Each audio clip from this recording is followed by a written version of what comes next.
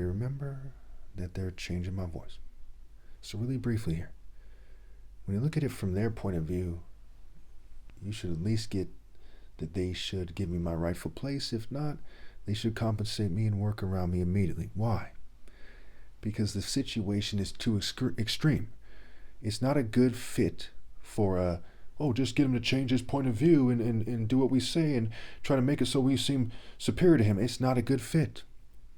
And there's so many reasons.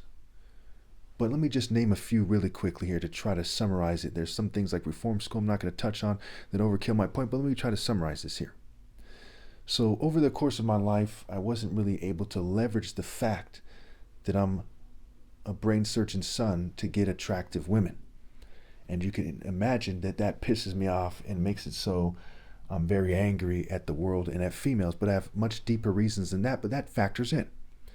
Now, some of you might say, well, I'm from the projects. I don't feel sorry for you. I'm from the middle class. That's all bullshit. My dad was from the poorest country in the world. Came here penniless, worked his way up. And part of what you get when you work your way up from being poorer than people in Watts and Compton, okay, to being a brain surgeon against all odds, surviving a civil war, what have you, is your children have certain benefits. You ever hear people say, I want my kid to have the best of everything? Can you imagine that you're a brain surgeon and the government is scrambling for psychotic rape by deception reasons to prevent your namesake from having the best of everything to the degree that you would expect a brain surgeon's son to have?